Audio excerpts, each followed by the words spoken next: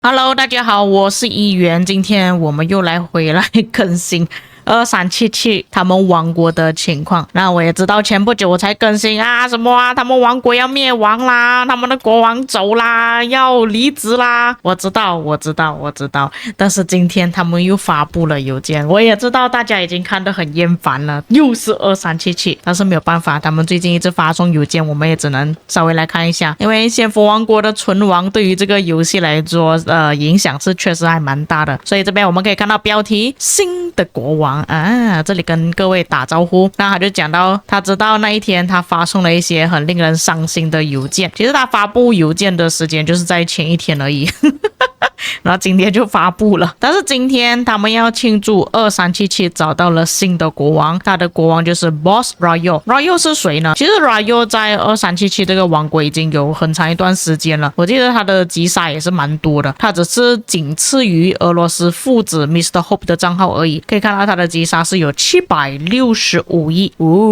而且据我所知，他一直都有担任R4的工作，相信他对2377的了解度也是蛮高的，所以交给他应该是没有什么太大的问题。那接着我们看邮件，这边就有说到 Rayo 他是完完全全2377的原住民，他在这里开始了他的旅程，他希望能够带着爱与支持继续前行。此外，其他的 Go 也会跟着他一起 ，Snake 还有包括其他的越南团队也是会回来帮忙他，如果他有需要的话。并且在俄罗斯父子这边说 Lion 跟 Mr. Hope 的帮助下，这个王国将会越来越强大，保持强大。他也很高兴他们决定迈向下一个时代。说实话，他们以前也这样子做过，所以这个王国只是回归了他的领导根基，他依然还是2377的粉丝，但是抱歉，他必须要离开了。但是他能向大家保证，现在一切安好，希望能够再次与你们见面。他已经开始想念他们了，他也很高兴的跟大家讲，他们不会解散，他们会继续迈向未来。2377万岁，爱你们所有人 Mini。 所以这个是 Mini 的告别信啦，算是。所以在这封邮件至少我们可以得到一些资讯啊，就是新的国王就是 Rayo，然后其他的成员们管理层应该会回来继续帮忙2377，相信俄罗斯父子应该也是会留下，因为他这边就讲在他们帮助之下会继续的强大，并且也有说到他们并不会解散，所以相信这个是一个好的消息啦。接着我们看一下就是 Rayo 他自己所发布的邮件我现在才发现到原来这个 Rayo 跟这个 Rayo 是不一样的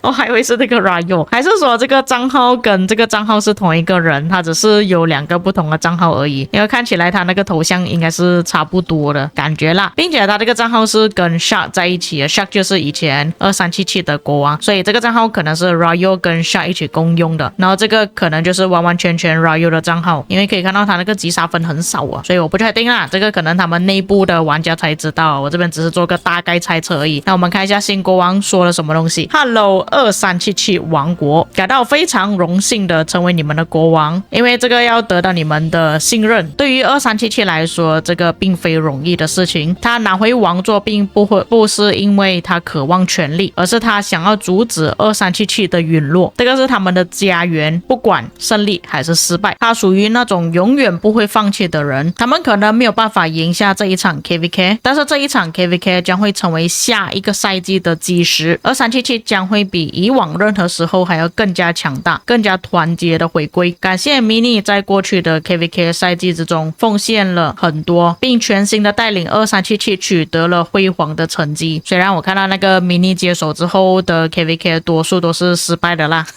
上一个赛季还有包括这个赛季， Mini 好像成为这个2377王国的国王才2个赛季而已，其实时间很短。也感谢所有坚持留下奋战并相信2377的玩家，记住输掉一个 KVK 并非失败，互相放弃才是，怀着敬意和自豪。所以这边是他的邮件啦。但其实我看到俄罗斯父子也是有发邮件的，那这个就是沃莱耶那边所发出来的邮件啦。但这个主播就是 ROKGPY 他好像是翻译成越南文了，那我用翻译软件翻译的意思大概就是他会辅佐2377继续前行，会支持他们的意思，并且在他们皇庭结束战斗之后我有看到一封邮件，就是俄罗斯父子写的，它内容大致上是有讲到他们会去调查那 KVK 匹配的事情，所以意思就讲其实他们还是希望可以留在2377这个王国啦。那它的原因是什么我就不清楚，可能是因为他们待在这个王国很长一段时间了吧，如果要他们离开可能会觉得不是很舍得，又或者是2377可能想了一些什么办法祈求俄罗斯父子能够留下来。我知道俄罗斯父子可能他们的一些情绪不是很好，他们脾气可能不是很好，但重点是他们买的礼包确实是很多，因为你们自己想一下，他每个赛季提升至少好几亿战力嘛，对不对？就是说他几乎是每一天都会有买礼包，每一天都会有箱子的，所以对于2377的玩家来说，如果这2个玩家离开的话，对于他们来说损失是真的非常大的。所以如果是我的话，我也会想尽办法要把他们给留下来，毕竟你们可以看到他们王国都已经50等级的联盟礼物了，而且对于他们来说，俄罗斯父子确实是他们手头上的很大的武器。至于有观众问我为什么没有说他们 KVK 的情况，只有更新他们前面官司的情况而已，因为在温泉这边其实也没有什么好更新的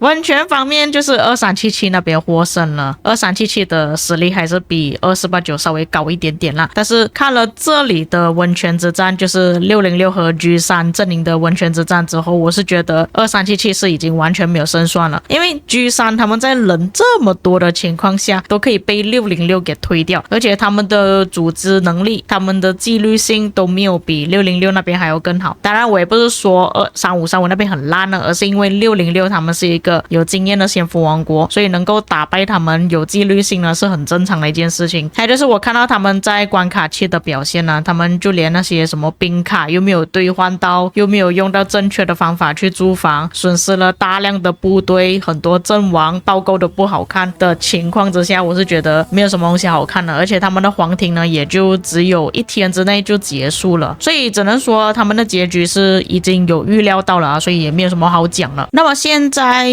2377的战绩呢就是12次胜利3次失败嘛，但是我觉得他们真正失败的 KVK 呢就只有1次而已，就是之前输给960的那一场 KVK， 因为那一场 KVK 他们是真的出尽了全力去打，他们失败也就是因为他们的家底不够厚，就是什么资源加速不够的问题而已。在那一场 KVK 之后就遇到 1v3 的那个 KVK， 那个 KVK 显然是不公平的，在匹配阶段的时候其实就应该要取消，可是当时候他们没有那个取消匹配结果的投票机制，所以就逼不得已只能 1v3， 接着第3次失败就是这一次的 KVK。 那你们也可以看到他们就是马上就换了3次失败的这个记录上去，所以已经承认了自己是失败了。但是这一次 KVK 的问题也是很明显啦，就是 G3 那边是真的那个实力相差太多，我不知道那个匹配是怎样搞出来的，因为据我所知现在的匹配方式呢不是以战力来进行匹配了，是以王国的各方面去考量的，包括玩家的活跃度、玩家氪金的数量，还有各种因素来进行匹配的。但是你们也可以看到这个匹配结果了